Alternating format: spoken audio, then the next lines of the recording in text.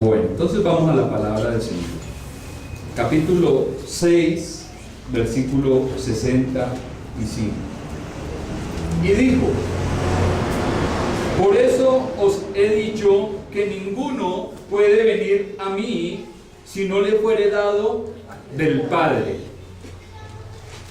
Desde entonces muchos de sus discípulos volvieron atrás y ya no andaban con él. Dijo entonces Jesús a los 12: ¿queréis acaso iros también vosotros? Le respondió Simón Pedro: Señor, ¿a quién iremos? Tú tienes palabra de vida eterna. Y nosotros hemos creído y conocemos que tú eres el Cristo, el Hijo del Dios viviente. Amén. Estamos en un contexto en donde el Señor ha venido hablando, se ha prolongado su sermón a un grupo de personas que le habían seguido después de la multiplicación milagrosa de los panes y los peces. Un grupo de personas atravesaron el mar de Galilea para llegar a Cristo y manifestaron enfáticamente en que le buscaban porque deseaban que les diera comidita. Querían saciar sus necesidades físicas. Y en ese contexto el Señor habla acerca del pan de vida, refiriéndose a Él mismo. Y ya observamos en domingos anteriores que Jesús dice: yo soy el pan de vida. Yo soy el pan de vida. Aquí el Señor ya está terminando todo el sermón y los hombres se mantenían incrédulos, perseveraban en su incredulidad. Y ya dijimos también que no era solamente un asunto de entendimiento, sino que se trataba de aceptación. Ellos no querían aceptar lo que el Señor les había venido hablando acerca de que Él había descendido del cielo y que debían de comer su carne y beber su sangre. Entonces ahora el Señor les dice, como observamos en el versículo 65, por eso os he dicho que ninguno puede venir a mí si no le fuere dado del Padre. El Señor explica la falta de fe en estos hombres. Y la razón por la que no podían creer era precisamente porque el Padre no les había atraído a su Hijo Jesucristo. Recuerdan que ya lo habíamos observado en el versículo 44, en donde el Señor dice: ninguno puede venir a mí si el Padre primero no le trae. Entonces el Señor ahora le dice a estos hombres: ustedes continúan en incredulidad, siguen siendo incrédulos porque mi Padre no les ha traído a mí. La humanidad caída y muerta no busca a Dios por iniciativa propia. ¿Qué busca el hombre caído y muerto? ¿Qué busca? El mundo, los deseos de la carne, los deseos de los ojos y la vanagloria de la vida. Eso es lo que busca el hombre. Pero a Dios no lo busca. Dios siempre toma la iniciativa en llamar, elegir y atraer creyentes para sí mismo. Si no fuese porque Dios nos encontró a nosotros, nos buscó y nos halló y nos trajo hacia Él, nosotros nunca hubiéramos ido por nuestra propia cuenta a Cristo. Pero leer y entender estas palabras siempre será algo muy ofensivo y se convierte en un ataque directo para la soberbia y el orgullo del hombre. El hombre siempre tiende a pensar que la salvación se encuentra en sus manos. Ya lo habíamos hablado también un domingo anterior. El hombre le gusta pensar que la salvación está en sus propias manos y que él decide o no decide creer, que él decide o no decide salvarse. Pero no es así. Aquí el Señor dice: nadie puede venir a mí si el Padre no le trae. Qué perdidos y equivocados se encuentran aquellos que pueden obtener la salvación por sí mismos.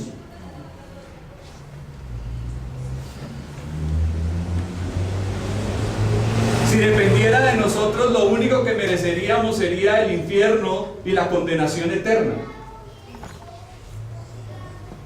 Dice la palabra allí en Romanos: no hay justo ni aún.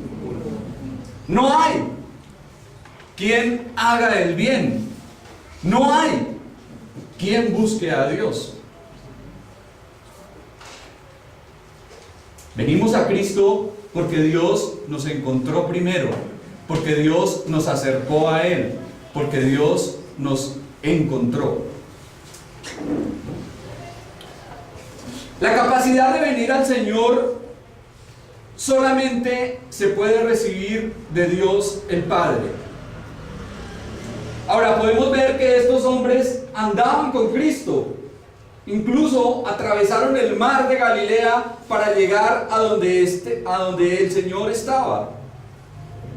Y sin embargo, no habían venido a Él. ¿Cómo así? ¿Vinieron o no vinieron? ¿Sí entienden el juego de palabras? Atravesaron el mar para llegar a donde el Señor estaba, pero no habían venido a Él. Porque aquí el Señor dice: ninguno puede venir a mí si el Padre no le trae. Entonces, este venir a Él era aceptarle, era recibirle, era creer en Él. Estos hombres fueron detrás del Señor, no le perdían la pisada, y sin embargo, no eran verdaderos creyentes.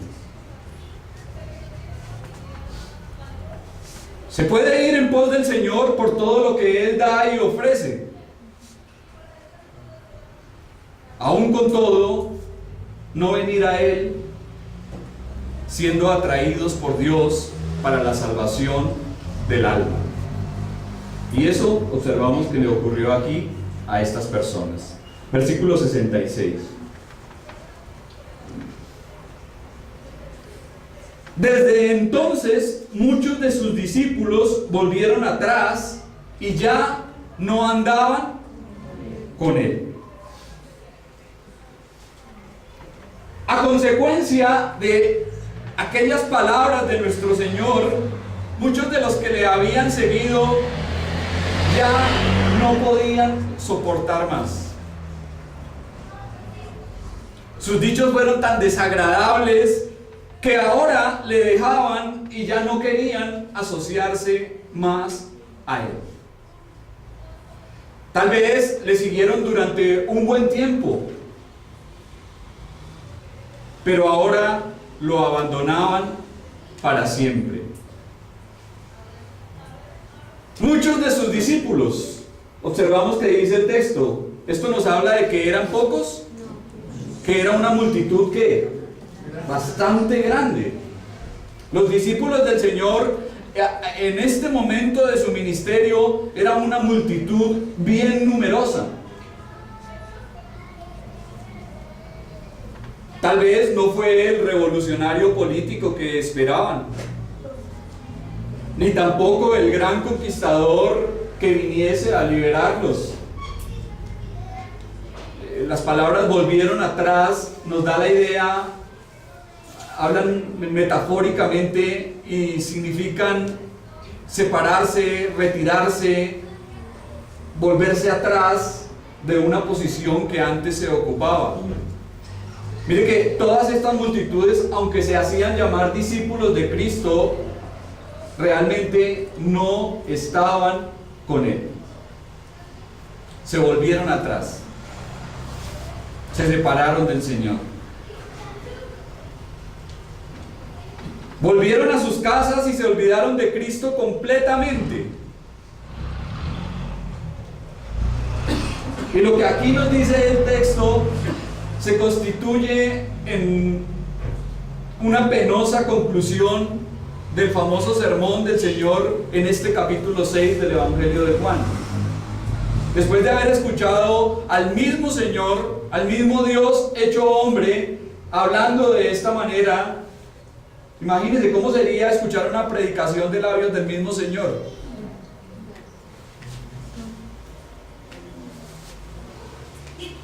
Pero ¿qué hicieron estos hombres? Volvieron atrás.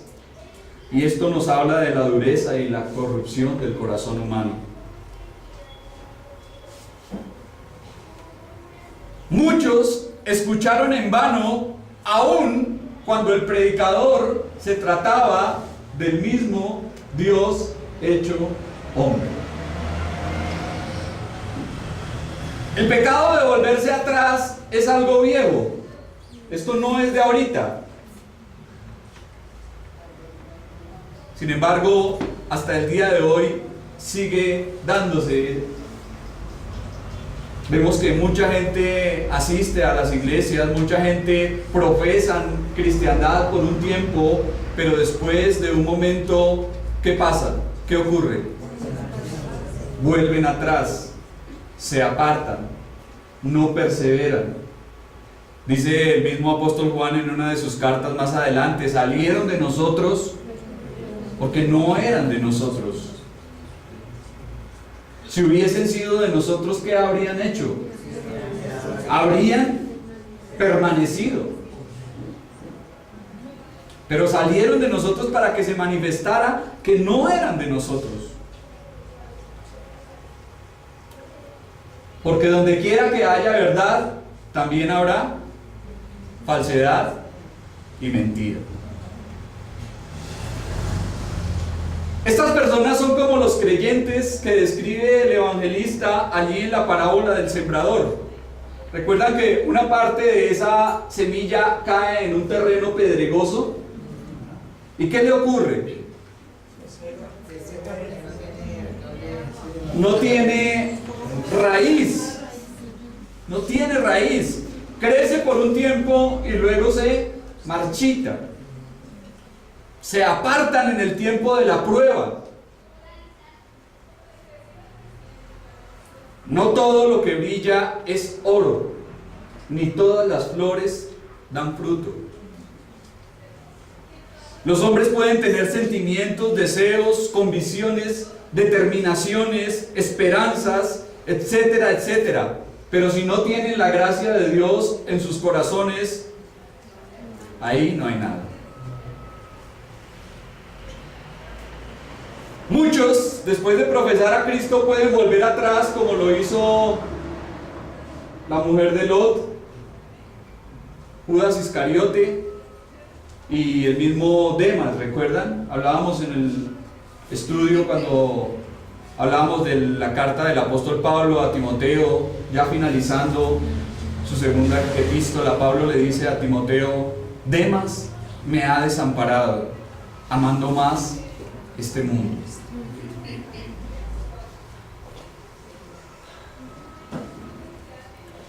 Jamás debemos de sorprendernos al ver estas personas.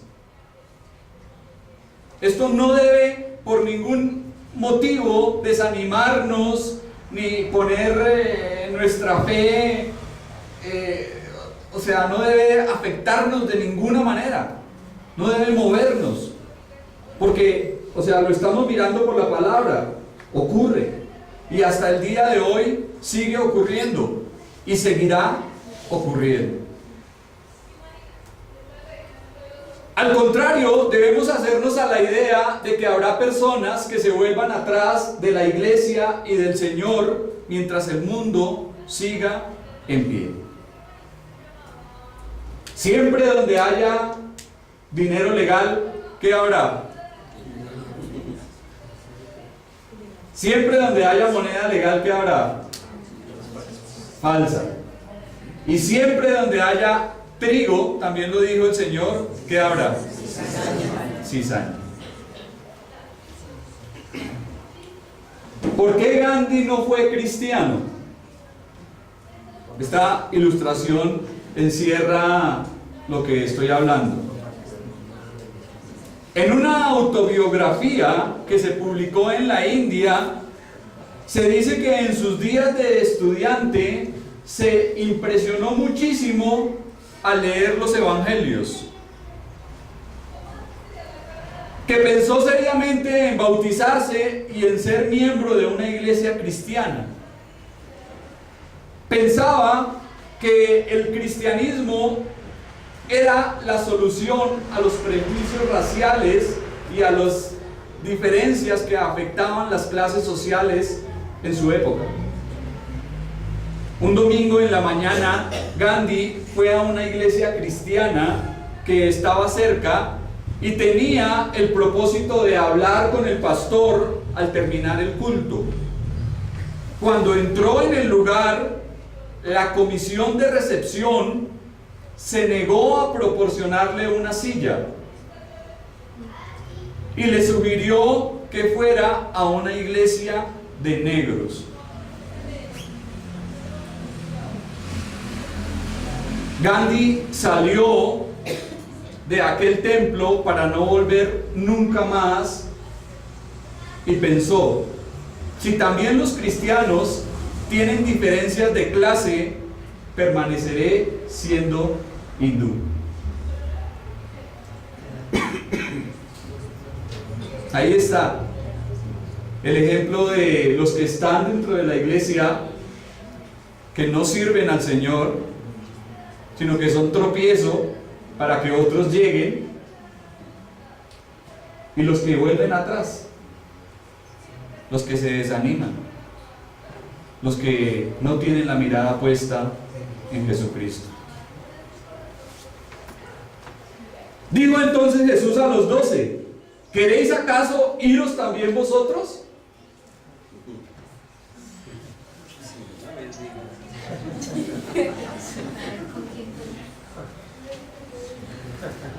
Los que abandonaron al Señor lo hicieron, entre otras razones, porque no fue el rey Mesías conquistador que esperaban. Tampoco se dio ante sus exigencias egocéntricas. Ellos le estaban diciendo: bueno, Moisés dio de comer a nuestros padres durante 40 años en el maná en el desierto. Ahora, ¿tú qué nos vas a dar? Si eres el Mesías, pues entonces comidita, comidita. El Señor no se dio ante eso. Enfatizó sobre la fe personal en Él y no en las obras.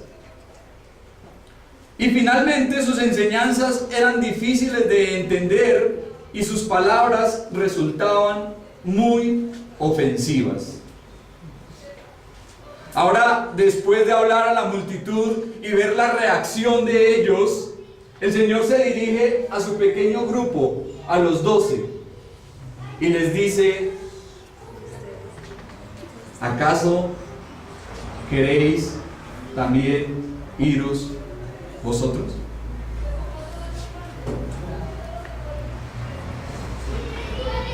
Esto lo hizo el Señor para reforzar lo que había venido diciendo, que ninguno podía venir a Él si el Padre no le traía. Ahora, esto también causó una diferencia entre los verdaderos creyentes y los falsos, ¿Qué ocurrió a los verdaderos creyentes? ¿Qué pasó con los verdaderos creyentes? Se quedaron, se fortalecieron, permanecieron ahí con el Señor. Mientras que los falsos se fueron, le rechazaron, le despreciaron, porque no les gustaba lo que oían. Y esto es algo que cada uno de nosotros debe evaluar sinceramente y meditar en lo más íntimo de su corazón.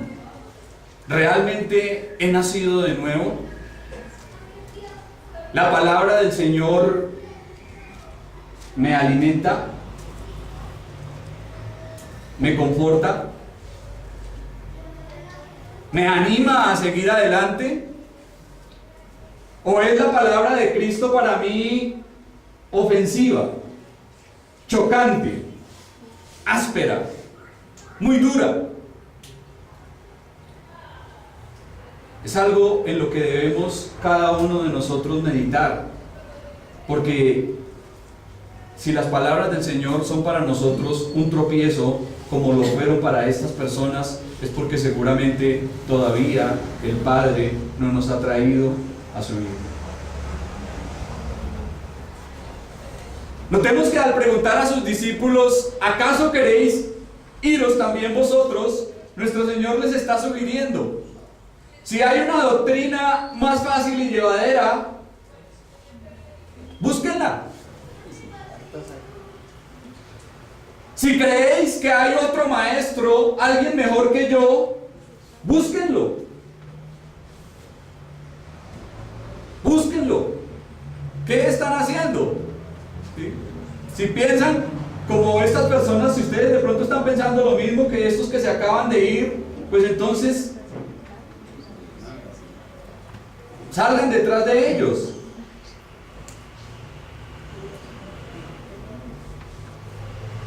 Cristo sencillamente decía la verdad, no la cambiaba, no la suavizaba, no la diluía. El Señor decía la verdad tal y como ésta es. Por eso no tuvo temor en decirle a los fariseos: sepulcros blanqueados, generación de víboras, hijos del diablo. Nosotros pensaríamos: uy, Señor, pero qué duro eres. ¿Cómo hablas de esta forma? Si te pararas seguramente hoy aquí en el púlpito, Señor Jesucristo, tus palabras serían igualmente de ofensivas para tu pueblo. El Señor, sabiendo lo que hay en nuestros corazones, si nos habla a cada uno de nosotros en particular, ¿qué tendría que decirnos?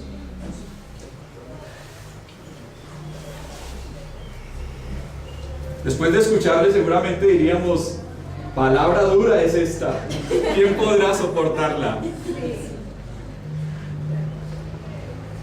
Pero el Señor no cambiaba el mensaje, y nosotros tampoco debemos hacerlo. Que si a la gente no le gusta escuchar acerca del infierno, ¿qué tenemos que predicar? Del infierno. Que si la gente no quiere escuchar acerca del pecado, porque que Dios le diga que es un pecador es demasiado brusco y demasiado ofensivo, ¿qué debemos hacer? Decirle que es un pecador y que si no se vuelve a Cristo se condenará por la eternidad. No podemos cambiar ni mejorar la palabra de Dios. Debemos predicarla tal cual es. Así suene cruda, así suene hiriente, debemos hacerlo. La pregunta de Cristo a los discípulos, los 12, nos deja ver que ellos también podían irse o quedarse. El Señor no obliga ni constriñe a nadie. Si alguien quiere seguirle, debe hacerlo ¿cómo? Voluntariamente.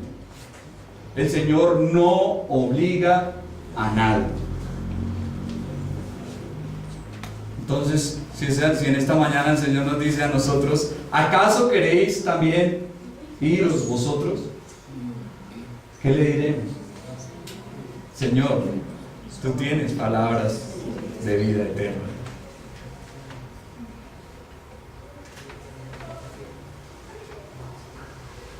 Finalmente, para los verdaderos creyentes no habrá nadie aparte de Cristo.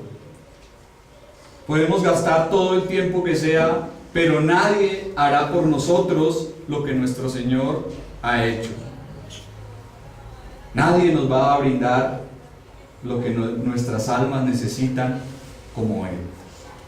Por eso observamos, le respondió Simón Pedro, Señor, ¿a quién iremos?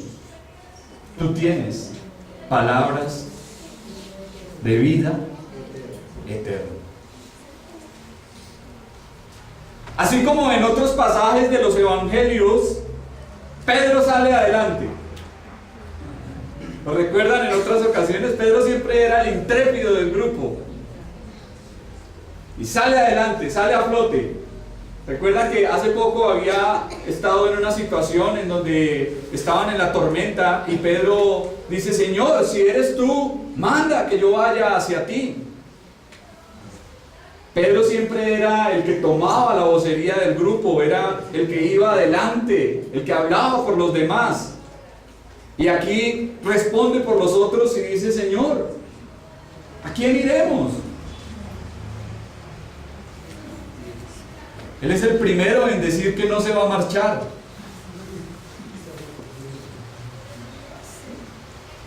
Porque su fe estaba puesta ¿en quién? En Cristo. ¿A quién iremos? Es una pregunta cargada de sentimientos. Y al hablar de esta forma, Pedro está diciendo, ¿a qué maestro, señor o dirigente iremos si te abandonamos? ¿Dónde hallaremos a alguien como tú? ¿Qué provecho tendríamos si te abandonáramos? ¿Acudiríamos otra vez al formalismo muerto y a las tradiciones vacías, sin vida? ¿A los muchos dioses y señores del paganismo que nos rodea?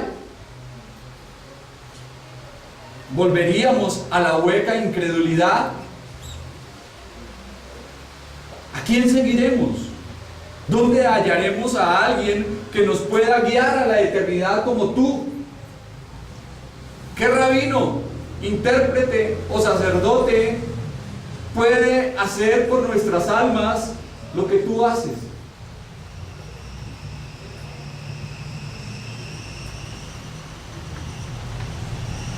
Señor, tú tienes palabras de vida eterna. ¿A quién iremos? Si en algún momento hemos pensado en abandonar a Cristo, sería bueno hacernos esta pregunta.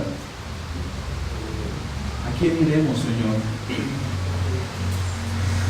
¿Volver a mi vieja vida de pecado, de inmundicia? ¿Volver a revolcarme en el barro? ¿Volver a lo que el mundo me brinda? ¿A quién voy a ir, Señor? ¿A vivir esclavo del placer mundano? No puedo hacerlo. No puedo hacerlo. Porque solamente tú tienes palabras de vida eterna.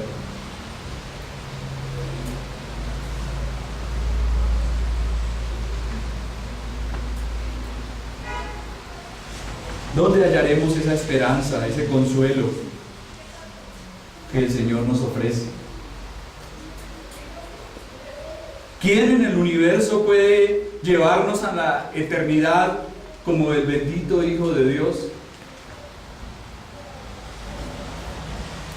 Ciertamente que el cristianismo, mis hermanos, tiene pruebas, tiene luchas, tiene dificultades, y seguir a Cristo permítame decirles que no es nada fácil. Tiene muchas pruebas, muchas tribulaciones, hay muchas adversidades. Pero ¿a quién iremos si renunciamos a Jesucristo? Y la respuesta implícita será siempre la misma: a nadie. A nadie. No hay nadie, Señor, aparte de ti. En ningún otro encontraremos, Señor, lo que tú nos das, lo que tú nos brindas, lo que tú has hecho por nosotros. Tú eres nuestra única opción. Y termina el texto diciendo: tú tienes palabras de vida eterna. Pedro repitió aquí lo que el Señor le había dicho. Si usted mira unas palabritas atrás, eso fue lo que el Señor dijo. Y Pedro lo repitió. Y al decir esto, Pedro está diciendo: tu enseñanza nos edifica y proporciona consuelo a nuestras almas, que dejarte a ti sería hallar la condenación. La vida eterna de la cual nos has venido hablando y ofreciendo, solo la tenemos en ti. Por lo tanto, nos quedamos contigo. No podemos dejarte. De ninguna manera. Te seguiremos a donde vayas. ¿A quién iremos? Tú tienes palabras de vida eterna. Versículo 69. Y nosotros hemos creído y conocemos que tú eres el Cristo, el Hijo del Dios viviente. El texto empieza con un nosotros, que marca una distinción, y es enfático. No importa lo que los otros piensen, no importa lo que los otros hagan, no importa que los otros se ofendan, no importa que los otros se vuelvan atrás. Por nuestra parte, estamos dispuestos a seguir. Estamos dispuestos a ir contigo. No nos apartaremos. La cándida respuesta de Pedro hace una distinción entre los desertores no creyentes y el grupo de discípulos. Hemos creído y conocemos que tú eres el Cristo, el Hijo del Dios viviente. ¡Qué tremendas palabras! Esta fue la declaración más grande y gloriosa que hombre alguno pudo haber hecho, porque fueron palabras que no las reveló. ¿Recuerdan? Allí en Mateo encontramos las mismas palabras. ¿Y qué le dice el Señor a Pedro? Bienaventurado eres tú, Simón, porque no te lo reveló ni carne ni sangre, sino mi Padre que está en el cielo. Esa es la confesión más grande y más gloriosa que una persona puede decir en su vida. Tú eres el Cristo, el Hijo del Dios viviente. Tú eres el Mesías, el enviado, el Santo de Dios. Mire que Pedro dice esto en un momento en que la incredulidad se había generalizado entre los judíos. Y aparece allí como una joya.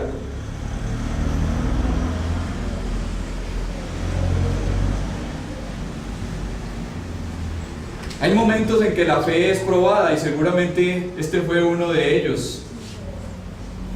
El Señor llevó a sus discípulos al extremo, podríamos decir, y les habló para probarles y para saber lo que había en sus corazones. Y les dice: ¿acaso queréis vosotros también iros? Pero Pedro responde de una manera acertada: ¿a quién iremos? Solamente tú tienes palabras de vida eterna. Algo que podemos observar también en este pasaje es que primero es creer y después conocer. La multitud, ¿qué quería? Primero, ¿qué? ¿Ellos qué querían primero? Ver. Ellos querían ver. Pero los discípulos creyeron y con el tiempo empezaron a ver. Entonces, las cosas en Dios siempre son de esa manera. Primero está el creer para luego ver, y no lo contrario. Algo que también podemos observar aquí es que los hombres desconocemos completamente lo que hay en el corazón de otros. Pedro habló por los 12, pero no sabía que dentro de los 12 había uno que no era de los 12.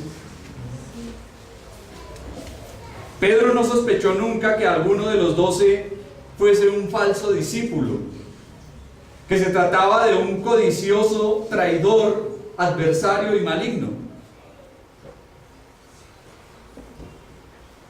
Pedro no se dio cuenta que estaba camuflado entre los demás y se comportaba y hablaba como uno más de ellos. Pedro no lo supo, pero había alguien que sí lo sabía. Aquel que conoce lo que hay en el corazón de cada hombre. Y por eso más adelante nos va a decir que uno de vosotros es diablo, y hablaba de Judas Iscariote.